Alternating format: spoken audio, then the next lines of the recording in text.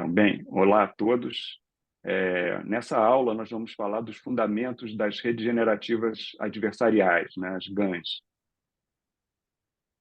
E a estrutura da aula, um resumo da aula, essencialmente, nós vamos primeiro discutir o que são as redes generativas adversariais, né, qual é o modelo que está por trás disso, né, e depois disso a gente vai começar a entrar em particularidades das GANs, né? Especialmente assim, entender como é o treinamento das GANs, que é um treinamento um pouco diferente das redes neurais tradicionais, né? Exatamente pelo caráter adversarial que ela tem, né? E aí a gente vai discutir questões de como você pode otimizar as GANs no treinamento e implicações que tem, né, exatamente desse modelo adversarial. E essas implicações, na verdade, vão levar a gente discutir os problemas que existem com as GANs, né? Então, esse modelo ele é poderoso, mas ele tem uma série de questões que geram problemas para o treinamento, né? E que tem que ser abordadas. A gente vai tentar entender a essência dessas questões, desses problemas, e são coisas que a gente vai depois discutir na próxima aula, né? Como a pesquisa das GANs foi em relação a superar esses problemas, né? E aí a gente vai terminar a aula falando de coisas boas das GANs, né? Que é exatamente qual é o potencial delas, né? Então, assim, os resultados que ela pode dar, né? As características, né? A estrutura, né? Que você pode usar para aplicações e, principalmente, que tipo de operação você pode fazer com o espaço latente das GANs, né? E daí isso também vai estar ligado com aplicações que a gente vai falar na próxima aula. Bem, então, começando aqui com as redes generativas adversariais, né, a gente vai discutir aqui é, os conceitos e os fundamentos, né, matemáticos das GANs, né? Então, começando falando das redes generativas adversariais, a primeira questão é o seguinte: a gente já falou aqui, essas GANs, a ideia é que elas vão aprender a amostrar de uma certa distribuição de probabilidade relacionada com os dados usados no treinamento, né? Elas não estão se propondo a aprender a distribuição de probabilidade, estão se propondo a simplesmente amostrar e amostrar bem dessa distribuição de probabilidade. Então, o cenário aqui é que a gente vai assumir que a gente tem, né, um conjunto de dados, né, que vem de uma certa distribuição e a gente quer amostrar desse conjunto de dados de maneira fiel.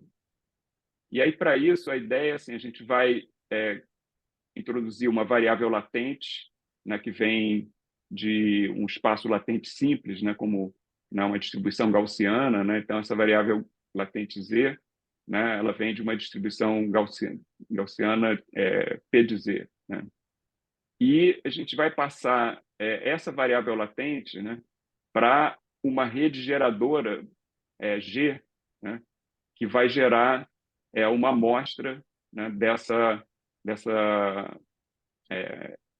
distribuição, né, latente aqui, né? Mas a gente quer que aprender, né, que essa distribuição latente, né, ela vai, depois do treinamento, conseguir aprender a distribuição dos dados, embora a gente não tenha ela explicitamente, ela vai ter ela implicitamente, e quando a gente gerar uma amostra dessa distribuição P de G, né, que foi aprendida pela rede geradora, né, a gente vai ter, né, amostras que são fiéis com os dados, né, e para isso a gente supõe que implicitamente ela aprendeu que o P de G é a mesma distribuição do P dos dados, né? Então essa é a ideia, né?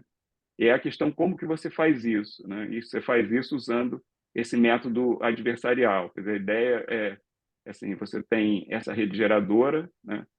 Tem o espaço latente aqui e você quer treinar essa rede geradora para converter, né, o Z latente, nessa espaço latente inicial, né, depois do treinamento, né, em dados que seriam amostrados dessa distribuição que foi aprendida, que a gente quer que seja, né, igual à distribuição dos dados. E aí, para isso, a gente vai usar uma rede discriminadora, que é uma outra rede, né? E o que essa rede vai fazer, ela vai ajudar a rede geradora a aprender a distribuição dos dados.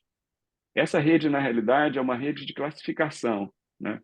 Então, nessa rede, ela vai analisar não só o resultado gerado pela rede G, né, pelas amostras geradas pela rede G, que a gente está chamando aqui de fake data, né, mas vai analisar as amostras reais, né, que são as amostras dos dados, né? Então, na verdade, nota que os dados eles não entram na rede G, eles entram nessa rede discriminadora que vai ajudar a rede a aprender a distribuição dos dados. E essa rede discriminadora ela vai essencialmente é uma rede de classificação, tá? Ela vai aprender a distinguir os dados que vêm da amostra dos dados que foram gerados pela rede geradora. Então, é uma classificação binária, né? Vai classificar os dados como reais ou falsos, né? Então, os dados falsos são os dados sintéticos, os dados reais são os dados do conjunto de treinamento, né? Então, essa ideia, e por isso que essa ideia de uma coisa adversária, a gente vai ver de onde é que vem esse nome adversário, né? Então, o que a gente está supondo aqui, esse é um ponto muito importante, né? Que, na realidade, a gente vai treinar, né, de maneira conjunta essas duas redes, né, que são redes separadas, né, e a gente está esperando que, treinando essas duas redes ao mesmo tempo, né, essa rede geradora, né, vai aprender os dados e a distribuição implícita dela vai convergir para a distribuição dos dados, né? E ela vai aprender a mostrar dessa distribuição muito bem, né? Essa que é a ideia, né? Então, como a gente faz isso, né? Quer dizer, a gente está supondo que fazer esse treinamento vai realmente fazer a mágica da rede aprender os dados de maneira muito boa, mostrar muito bem, né? E a ideia é que a gente tem essa função objetivo nessa loss function, que é uma função que envolve as duas redes e você quer maximizar uma e minimizar a outra, né? E isso vem, né, de teoria de jogos, né? E a gente diz que são um jogo minimax, né? Então você vai treinar de uma maneira conjunta a rede G e o discriminador D, né? E essencialmente aqui a gente entende como a coisa funciona, né? Quer dizer, você tem aqui o discriminador, ele vai olhar para os dados, né? Então ele está querendo aqui, né, aprender a distribuição dos dados e ao mesmo tempo o discriminador vai olhar para o que foi gerado pela rede G, né, a partir da variável latente Z, né? E ele quer aprender isso também, né? E nota que o que acontece aqui, né? Quer dizer, nós temos, né, aqui as duas redes, né? E o discriminador ele está olhando tanto para os dados de treinamento quanto o que foi gerado pela rede, e ele vai distinguir se é falso ou real, né? E aí o que acontece é que o gerador ele quer que para os dados reais, né, ele vai classificar como reais, então vai ser igual a 1 aqui, né, probabilidade, né? E para os dados gerados pela rede, né, que são os dados sintéticos falsos, né, ele quer classificar como zero, né? Então essa classificação aqui nota que ele está analisando simultaneamente essas duas funções e uma exatamente ao contrário da outra, né?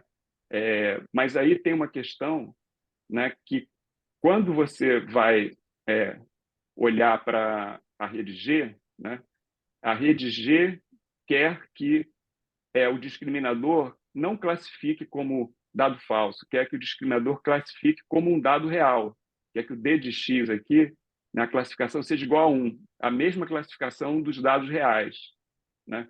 Então, nota que aqui tem uma contradição, né? Assim, o gerador quer que o discriminador faça uma coisa, né? E o gerador, em essência, né, tem que poder gerar os dados reais para o discriminador achar que é igual a 1. Né? Mas, por outro lado, o discriminador ele quer essencialmente poder discriminar os dados gerados pelo gerador e classificar como zero. Então, aqui tem exatamente essa a origem dessa palavra adversarial, né? Que assim, tem o fato, né, de, nesse termo aqui, você ter o discriminador, né, querendo dar um resultado e o gerador querendo que ele dê outro resultado, isso é uma espécie de competição, né, entre essas duas redes que vão ser treinadas, né, num processo que a gente vai ver aqui para frente, né, e a gente falou antes, né, que esse processo, né, você quer que ele chegue num equilíbrio, né, que ele aprenda, né, é, o, principalmente o gerador aprenda a distribuição dos dados, né, mas isso implica que o discriminador vai ajudar ele aprendendo a distribuição dos dados e conseguindo fazer com que o gerador seja cada vez melhor à medida que vai tendo treinamento. Então, a gente vai ver que tem um ponto de equilíbrio aí nesse treinamento, né? E como é que você faz o treinamento? Na realidade, a gente tem aqui dois objetivos, né, que é o objetivo do gerador e do discriminador. Então, não dá para treinar tudo de uma vez. Então, o que a gente vai fazer vai treinar de maneira alternada, né, as duas redes, fazendo atualização usando o gradiente descendente, né, fazendo atualização do gradiente para uma rede e para outra de maneira alternada, né? Só que com isso você está mexendo nos pesos das duas redes no mesmo processo, né? Embora sejam funções diferentes, né? Então, num é um processo de maximizar, né, o discriminador e outro processo de minimizar o gerador, né? E aí você tem esse funcional aqui, né, de perda, né, que você vai querer, né, aplicar ele dessa maneira, né? Então, você tem o treinamento aqui, esse treinamento alternado, quer dizer, você vai ter vários passos aqui, e aí você vai, no primeiro passo, né, atualizar o D, né, usando o gradiente do V, né, desse funcional em relação ao D, né, e depois você vai atualizar o G, né, usando o gradiente do V em relação ao G, e vai fazendo essa atualização, né, até chegar num ponto de equilíbrio, né? Então, nota que aqui uma coisa muito importante é que a gente não está minimizando um único funcional, né, de perda, né?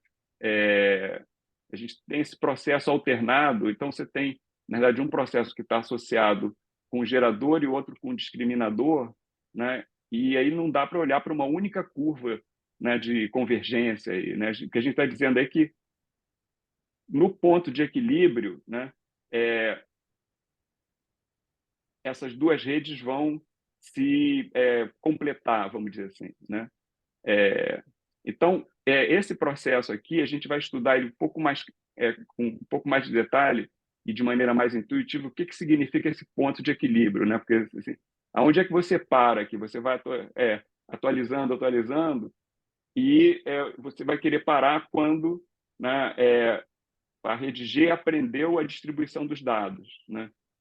E o discriminador, ele conseguiu fazer o seu papel de que a rede G tem aprendido. Então, embora seja adversária, ele tem que cumprir esse papel de a rede G aprender a distribuição dos dados. A gente vai falar um pouco mais disso na frente, né?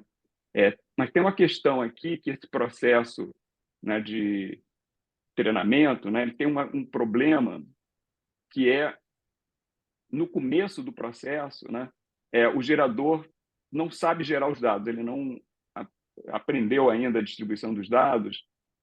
Então, é muito fácil para o discriminador fazer a classificação entre o dado real e o dado falso, porque assim, o dado real tem as características de um dado real e o dado falso é uma coisa que não tem estrutura, não tem nada, né? Então, no início do treinamento, né,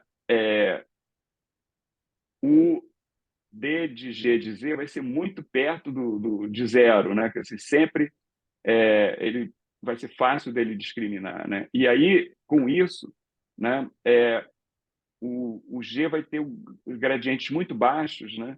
E a gente entra aquele problema, né, de você ter os gradientes desaparecendo, né? Vanishing gradients, né? Que eles vão assim, não tem não conseguem fazer o processo de aprendizado avançar e vão desaparecendo, ficando perto de zero, né? E aí isso aqui, essa curva aqui, né?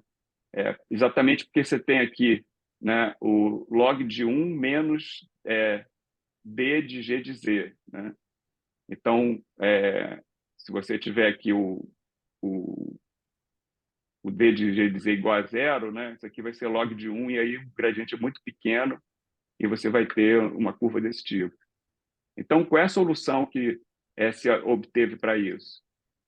Você, na verdade, em vez de você treinar para minimizar esse funcional aqui de perda, né, você vai, na verdade, fazer o contrário. Você vai treinar o G para minimizar só, né, o menos log de D de G. Né? Você está invertendo aqui, como invertendo essa curva, né, fazendo uma reflexão aqui, né, nesse eixo. Né? E aí, no começo, você vai ter gradientes altos, né?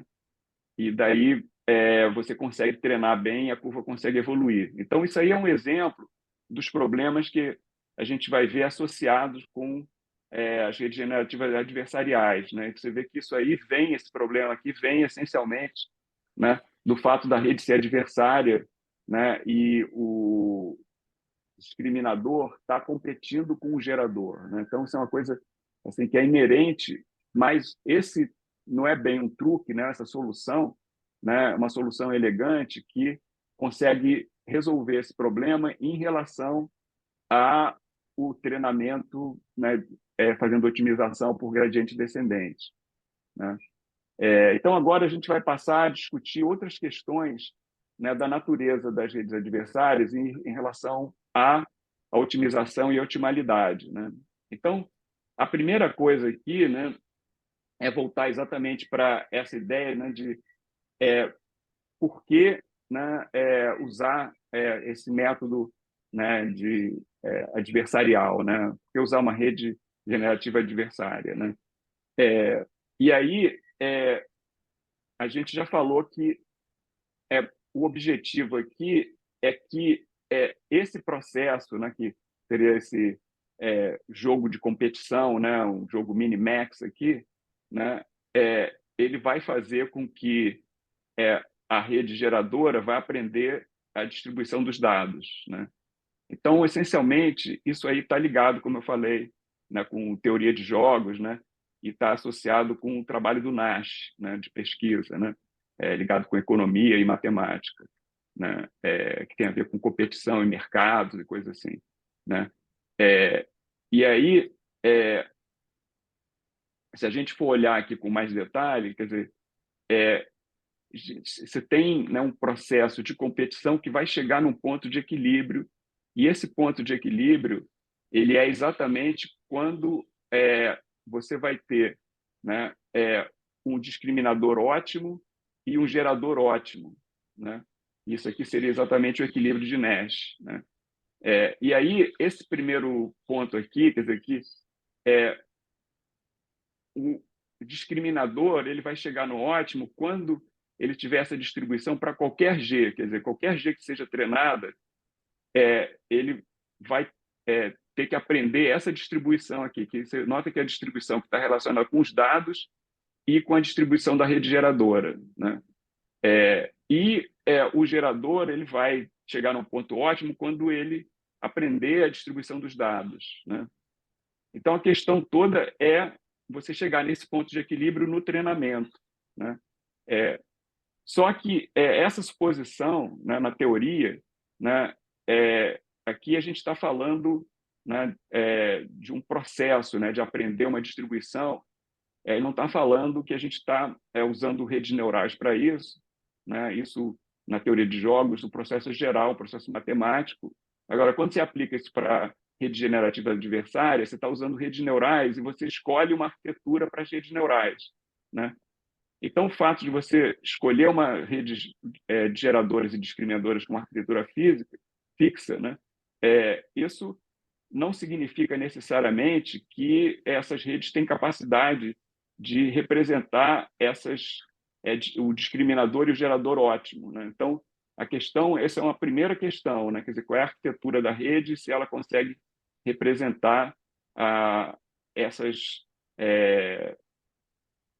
as funções de discriminação e de geração ótimas, né? A segunda questão é que esse processo aqui, a gente acabou de ver, né? Quer dizer, ele não assim, diz nada, né? Sobre a convergência para chegar nesse ponto de equilíbrio, né? E na solução ótima, né? Então, isso aí é uma coisa assim, intrínseca, né? Inerente, que a gente tem que lidar com ela, né? E aí, para entender isso um pouco melhor, né, a gente vai tentar entender quais são esses problemas que vêm desse fato, né? Então, a primeira questão aqui, né, é que a gente pode dizer que esse processo de treinamento adversarial ele está associado com uma convergência instável. Por quê? Se você pegar uma rede neural comum, né, que tem um único funcional, né, de perda, né, você vai ter, em geral, quer dizer, um ponto de mínimo, que pode ser um ponto de mínimo local, mas é um ponto de mínimo que é estável. Você tem pontos de mínimo estáveis, né? Aqui a gente está pegando uma visualização simples, né, de uma função de perda, né, 2D aqui, que é convexa, né? E daí, você fazendo com gradiente descendente, vai chegar nesse ponto de mínimo e aqui é estável, fica parado aqui e convergiu, né? Mas na rede adversarial, esse processo adversarial, nota que a gente está treinando duas redes e a gente está fazendo atualizações alternadas do gradiente, né, para o discriminador e para o gerador, né? Então, o ponto de mínimo aqui é esse ponto de cela, né? Porque você tem a otimização nessa direção e nessa direção, né? Então, assim, esse ponto aqui é inerentemente instável, né? Isso aqui a gente está visualizando em 2D, isso aí não é exatamente assim, porque essa função de perda ela é num espaço de dimensão muito alta, né? Mas aqui dá para pegar a intuição, né, de que o processo ele está associado, né, com esse ponto de equilíbrio que, em termos da função de perda, ele é instável, né? E isso aí é uma das coisas que a gente vai ter que lidar, né? E é intrínseca, a gente já viu algumas consequências dela, né? A segunda é, como a gente falou, né? Quer dizer, os gradientes desaparecendo, que a gente viu antes, né? Que se você usa o, a função de perda original, né? Você vai ter esse tipo de comportamento aqui. Esse gráfico aqui mostra, né, o gradiente do gerador, né? Depois de uma época, depois de 10 épocas, depois de 25 épocas, você vê que assim, o gradiente aqui não está funcionando direito, né? E você tem muito, assim, completamente assim, instável de treinar e muito ruído, né? Então, provavelmente aqui você não vai conseguir um bom resultado no treinamento, né? E aqui, quando você usa aquela solução que a gente falou antes, né, que em vez de usar um, né, menos o log, né, de menos um menos, né, você usar menos log do D aqui, né, Aí você tem uma solução muito boa. Nota que aqui, depois de uma época, né, ela está, na verdade, subindo aqui com um pouco de ruído e tal, né, depois de 10 épocas, né, ela está subindo também, né, e está descendo, aí depois de 25 épocas ela está totalmente estável, né? Isso aqui são pontos diferentes, né? Que é o número de iterações, né, em cada época, né? Então, na primeira época você faz esse número de iterações e você vê que depois de 25 épocas ela estabiliza e o aprendizado aqui fica bom, né? Então, isso assim, a gente viu que é, tem a ver com essa questão do funcional ali, está associado com esse método adversarial, mas em termos, né, da otimização com o gradiente descendente, né, fazendo essa solução, ele resolve esse problema dos gradientes desaparecendo, né? Aí um terceiro problema é o problema que ele chama de colapso de modo, né? Colapso de modo é que a rede geradora ela não vai aprender a distribuição dos dados, ela vai aprender a reproduzir um único dado, como se tivesse, assim, consegue, porque é, como que o discriminador ajuda a rede geradora a aprender os dados? Ele vai, assim, forçar com que a rede geradora gere dados que parecem reais, né? Mas se a rede geradora sempre gerar o mesmo dado real, de uma certa maneira, isso vai cumprir o objetivo dela de enganar o discriminador, né? Só que ela não está aprendendo a distribuição dos dados, porque ela aprende a distribuição de um ou de alguns dados, né? E daí ela não aprendeu a distribuição dos dados como um todo, quer dizer, ela não consegue generalizar ali para a distribuição completa dos dados, né? Então, esse exemplo aqui mostra, né, como isso acontece. Imagina que a distribuição dos dados é uma distribuição multimodal, né? Quer dizer, você tem aqui, quer dizer, esses clusters aqui, cada um é um modo, né, dos dados reais, né? E o que você quer é que no treinamento, né, você começa com aquela, né, o espaço latente aqui, né, que é um único modo, né, uma gaussiana, uma coisa assim, e aí você vai treinando e isso aqui vai pegando todo o domínio ali, né, da função de densidade, vai começando a entender que os dados estão espalhados por aqui, né, e aí vai vendo que os dados estão nessa vizinhança aqui, vai aprendendo esses modos todos, né, especificamente, e aí chega na solução correta, né? Só que quando tem esse colapso de modo, né, então a rede ela vai aprender a gerar bem, né, alguns dos modos aqui, que isso aqui seriam como se fossem modos associados com esses pontos, né, em passos diferentes, né, e fica alternando entre gerar coisas muito realistas, né, de um único modo, né, e só aprende esse único modo, né.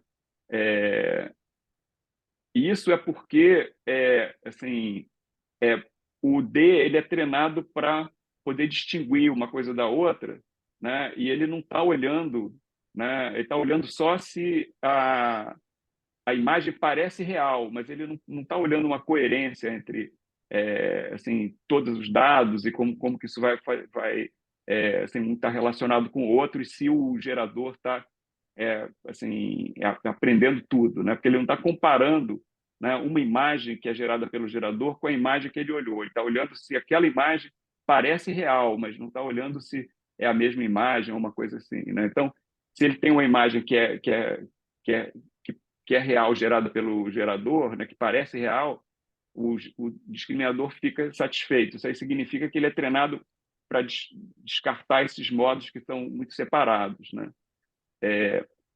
Isso aqui é relacionado com a rede ser adversarial, mas isso aqui tem a ver também como você assim trabalha com a função objetivo, né? Que vai ser usada, né, para treinar a rede, né? Então, isso aqui a gente vai ver nas próximas aulas, quer dizer, os avanços que vêm aí, quer dizer, dependendo da rede neural que você usa, você está aprendendo features diferentes, né, pelo gerador, né, e isso aí vai fazer com que o gerador não tenha essa propensão a gerar um único modo, né, que ele consiga o gerador entender, né, a diversidade dos dados, né, e aí o discriminador não vai atrapalhar, né. Então, isso a gente vai ver na próxima aula, maneiras de resolver esse problema, né, usando métricas boas, etc., né, e arquiteturas boas de rede. E aí, finalmente, tem esse último problema, que é o problema de você ter, assim, você não conseguir identificar todos os modos do dado, né?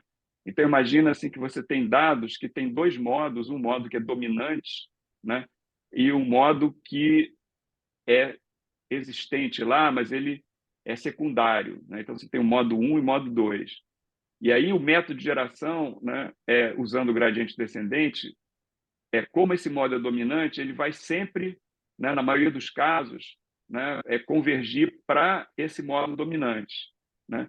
E só vai convergir para, usando o gradiente descendente, para essa parte aqui, né, de um modo que é subjacente, né, que não é importante, né? Quando você andando no gradiente aqui, você está muito perto, né, desse modo, né?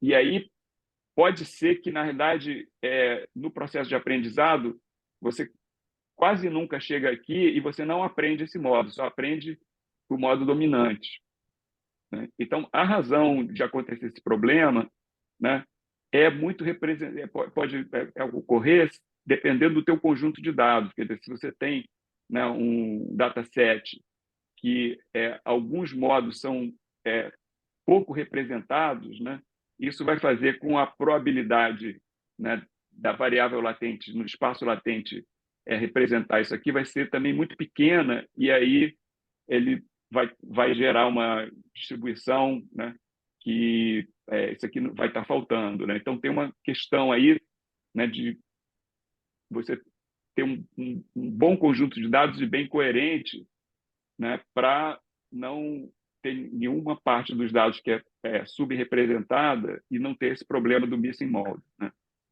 Então, assim, a gente viu agora assim, uma série de problemas associados com as redes generativas adversariais, né? E entender, eu tentei assim, analisar a intuição disso e ver direções de como isso pode ser solucionado, né? E a gente vai falar disso mais na próxima aula, na aula de quinta-feira, como os avanços, né, de pesquisa nas GANs atacaram esses problemas para resolver esses problemas, né? Um dos problemas a gente já resolveu aqui, que é esse, né, dos gradientes desaparecerem, né?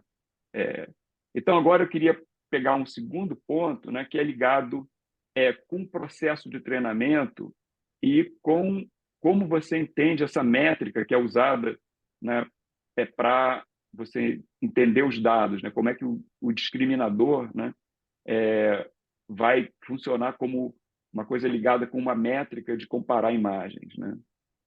Então, assim, a gente viu inicialmente no curso, né, que você tem os métodos, né, de treinamento, né, aprendizado supervisionado e aprendizado não supervisionado, né? Mas uma coisa intermediária e muito poderosa é o aprendizado autossupervisionado, né? Então, a gente vai discutir isso aqui em relação às redes generativas adversárias e interpretar o processo de aprendizado como um processo de aprendizado autossupervisionado, né? Então, no aprendizado supervisionado, a gente viu, né, anteriormente, né, que você tem, né, os dados e tem rótulos, né? E, em geral, né, esses rótulos eles são, principalmente em relação à imagem, né, são anotações feitas por humanos, né? Então, o humano vai anotar todos o conjunto de dados, o seu dataset, e isso aqui, quer dizer, o dataset ele vai ter, por exemplo, imagens anotadas e o treinamento vai ser supervisionado para a rede conseguir, por exemplo, classificar né, as imagens para assim, discriminar esses rótulos, né, e assim por diante. Né? Então, a supervisão tem, dependendo do tipo de problema em aplicação, você vai ter maneiras diferentes de supervisão com dados associados, metadados associados a esses rótulos diferentes, mas você sempre tem isso, né? E tem esse problema de você gerar anotação, né? No aprendizado autossupervisionado, você pode ter uma maneira automática de, tendo dado, associar o rótulo, né, por um processo que você controla. Né? Uma maneira é você trabalhar com computação gráfica, né, e ter um processo de sintetizar coisas que você sabe mais dos dados, e esses dados são os rótulos. Né? Isso é uma coisa que a gente já estudou aqui no INPA, né? Tem cursos anteriores, né? Teve até um seminário inteiro sobre isso que o Alisson deu aqui no INPA, né? Mas outra maneira que é muito poderosa também, né, é essa que é usada, né, para as redes generativas adversárias, né? Porque se você notar, né, quer dizer, o classificador aqui, ele, de uma certa maneira, ele está gerando rótulos no sentido de fazer uma autossupervisão aqui dos dados gerados pela rede. Né? Então, ele tem os dados reais que implicitamente estão associados com características, né, de uma imagem ser uma imagem real, que real significa o conjunto de dados que você está interessado em aprender a distribuição. Né? E ele aprende, né, esse rótulo, vamos dizer assim, do que é real, e transfere esse rótulo para as imagens geradas pela rede geradora. Né? Então, é o fato, né, do discriminador ser um classificador, né, ele implicitamente ele entende essa métrica do que é uma imagem real, né? E transfere esse conhecimento para a rede geradora. Né? Então, nesse sentido, você pode imaginar que as redes generativas adversariais elas estão associadas com uma métrica perceptual, né? Que você é uma rede que assim você pode entender o que é considerado uma imagem real no sentido da percepção humana, né? E de fato, assim tem vários trabalhos, né? Começando com esse primeiro trabalho, né? Que é contemporâneo às redes adversariais de texturas, estilo e tal, e outros trabalhos, né? E esse trabalho aqui, né? De 2018, né? Que analisa assim o quanto que assim a percepção humana, né? Assim tem uma correspondência, né, em uma rede dizer que um pedaço de uma imagem é semelhante ao outro. Né? E você vê que a conclusão desse paper aqui, que nesse caso de PET similarity, né, semelhança de pedaços de uma imagem, né, a rede tem uma concordância de 75%, né, com humanos. Né? Então, isso aí pode ser usado em muitas aplicações, né? Por exemplo, né, em geração condicional, né, que você pode, usando essa ideia, né, criar, né, no processo generativo adversário, em vez de entrar com assim, de gerar uma única imagem e o gerador ter só uma imagem, você pode, a gente vai ver isso também na próxima aula, você pode dar mais dados para a rede geradora, né? E a rede discriminadora tem uma métrica que vai ajudar a você poder chegar nesse objetivo aqui. Então, você pode ter funções de perda, né? Que vão medir coisas diferentes, né? Por exemplo, isso a gente vai ver num dos trabalhos que chama Pix to Pix, né? Que essencialmente você quer assim gerar uma imagem que, por exemplo, a partir de um desenho de linhas, né, você vai gerar uma imagem realista aqui, né?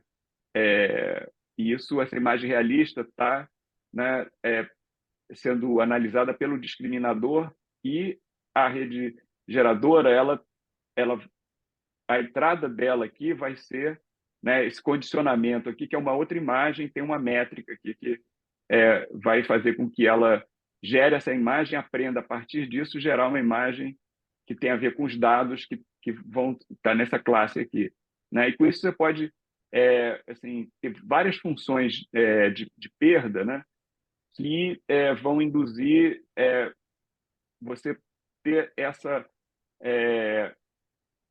analogia de um conjunto de dados com outro conjunto de dados e transferir propriedade de um para o outro, né? Então, por exemplo, para colorização, você pode ter pares, né, da imagem monocromática e imagem colorida, né? E aí você vai ter, né, uma função objetiva que vai ter a croisentropia, né, entropia cruzada, né, que vai estar ligado com a cor, né? Isso também foi aplicado para superresolução, né? Que assim você vai ter uma métrica percentual que vai assim analisar features onde tem maior resolução, mais definição, né?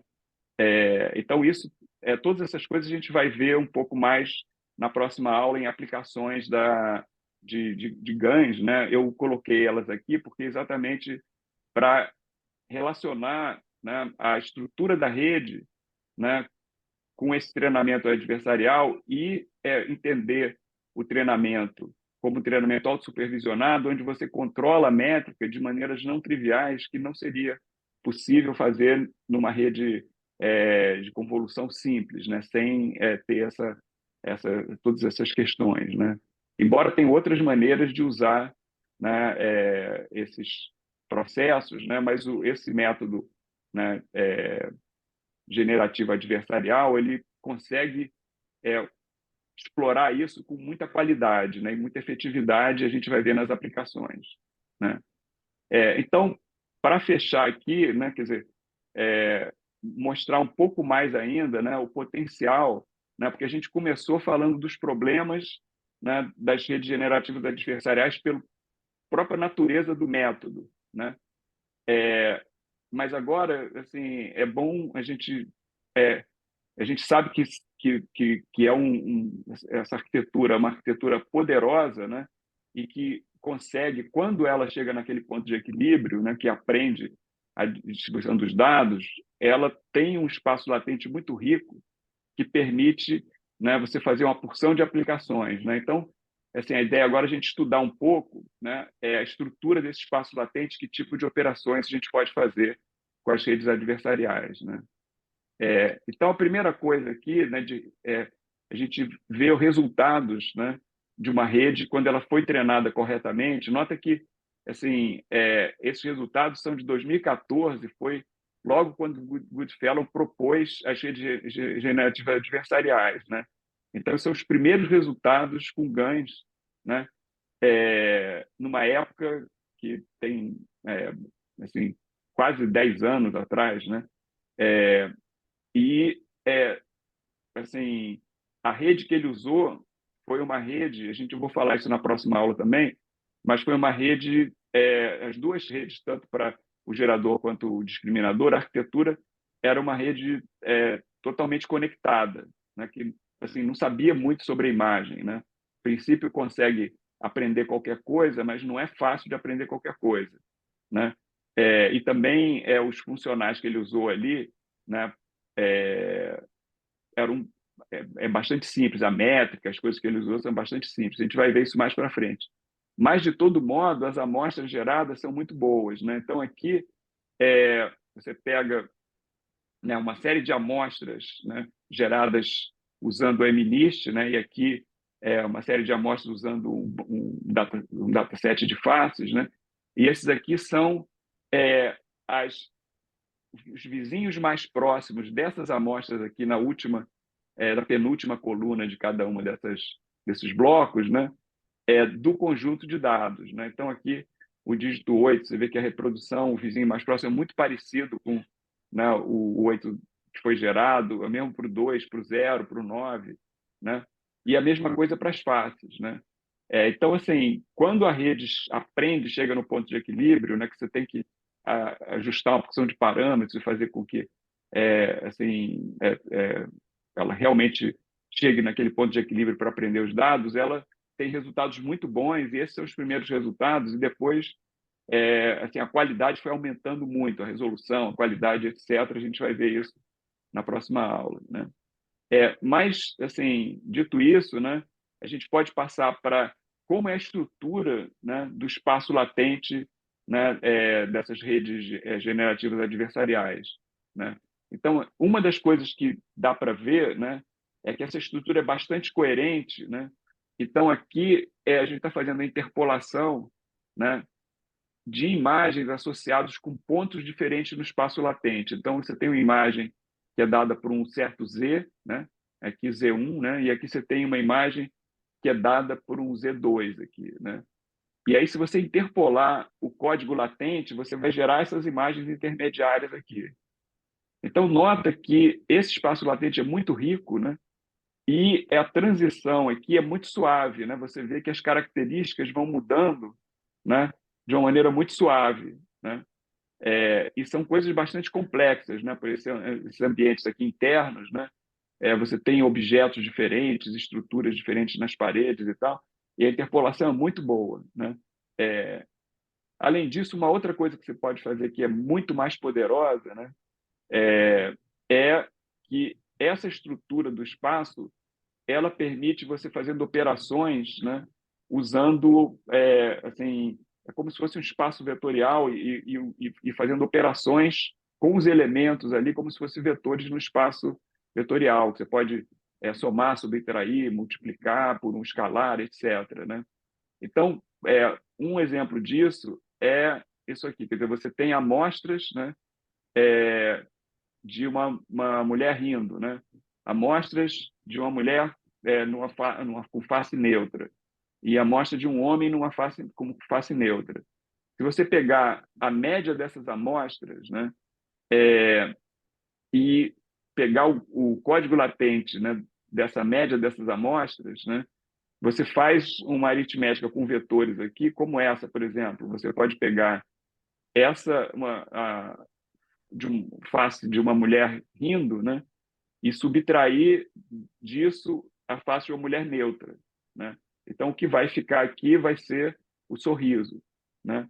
E aí você pode somar com a face de um homem neutro e o resultado vão ser faces, né, de um homem sorrindo, né?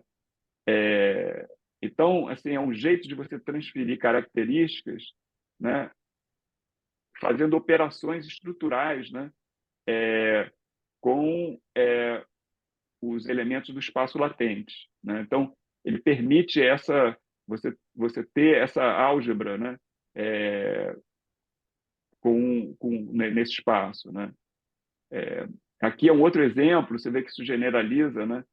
Ali era não, uma coisa que era uma característica do rosto da pessoa, a expressão da pessoa se está sorrindo ou não, né? E aqui a gente faz a mesma coisa com homem e mulheres e óculos, né? Então aqui você tem um homem com óculos, um homem sem óculos e uma mulher sem óculos, né? E aí você coloca óculos na mulher, né? E nota que assim aqui, né? Você pegou a média de uma pessoa com óculos, e aqui nota que esses óculos são um pouco diferentes, né? Tem uma variação porque exatamente a estrutura do espaço ali, né? Que são coisas perto, né? De feature de óculos, né? Com coisas que tenham rosto de mulher com uma certa característica, né? Na próxima aula a gente vai falar um pouco mais de como é que você controla essas coisas, né?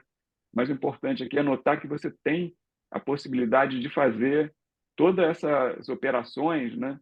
Isso é muito rico para um modelo generativo, né? Então, você vê que, apesar de todas essas dificuldades que a gente viu no início, né? O modelo aprendido, né? Quer dizer, através a espaço latente, né, que aprende os dados, ele tem uma estrutura que dá para você fazer uma série de operações importantes para o processo de modelagem generativa, né? Bom, então, para terminar aqui, né, fazendo um resumo das GANs, né, da parte mais conceitual das GANs, né, a ideia é essa, né, que você tem esse processo, né, que é um modelo adversarial, né, que, como eu falei, vem de teoria dos jogos, né, e você conseguindo, né, treinar da maneira certa, né, que inicialmente implicava em fazer muito ajuste de parâmetros e tal, e depois, à medida que os modelos generativos foram sendo desenvolvidos a partir desse entendimento que a gente viu aqui, né, você tem um processo que,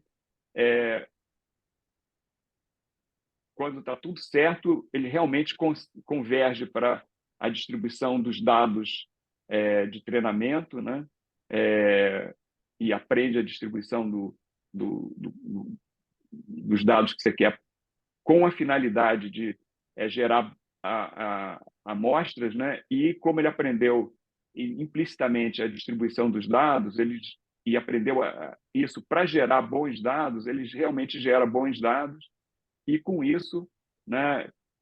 Por todas essas coisas que a gente viu até agora, principalmente no final, permite muitas aplicações na área de modelagem generativa, né? E por isso que era o estado da arte de modelos generativos até bem recentemente, né? E foi uma área de pesquisa muito grande, porque assim, tinha muita coisa para explorar, né? Então, na próxima aula, a gente vai ver exatamente como isso foi explorado. E aí, com isso, eu vou agora terminar a gravação